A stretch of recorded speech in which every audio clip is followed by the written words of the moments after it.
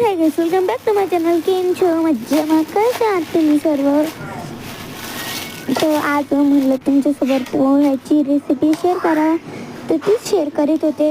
आणि मग हे पोहे घेतले मी, पोह्यामध्ये ॲड केलं पाणी. हे मला टिफिनला न्यायचे होते पोहे. मग पोह्याला भिजत घालायचं आणि मग एक पॅन घ्यायचं, त्यामध्ये ऑइल टाकायचं व बारीक चिरलेला कांदा टाकायचा. मी त्यात कांदा टाकला व पूर्ण चांगलंपणे हलवून घेतलं.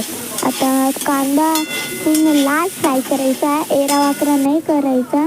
आणि मग त्यात मी ॲड केल्या मिरच्यांना मी कट पण लावले होते.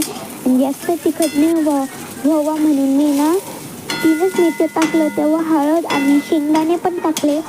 आणि ते चांगले मिक्स झाले की मग त्यात ॲड करून टाकले पोहे ॲड केल्यानंतर तर त्याला चांगला हलवून घ्यायचं. ते पूर्ण अशी हे झाले पाहिजे फ्राय, म्हणून त्याला चांगलंपणे हलवून घ्यायचं. आणि याला चांगलं हलवून घेतलं की माझ्याकडून थोडं झालेसुद्धा. मी एका हाताने हे करीत होते व्हिडिओ व एका हाताने कुकिंग म्हणून असं सांगत होतं. मग त्यात मी टाकलं चवीनुसार मीठ टाकून चांगलं हलवून घ्यायचं.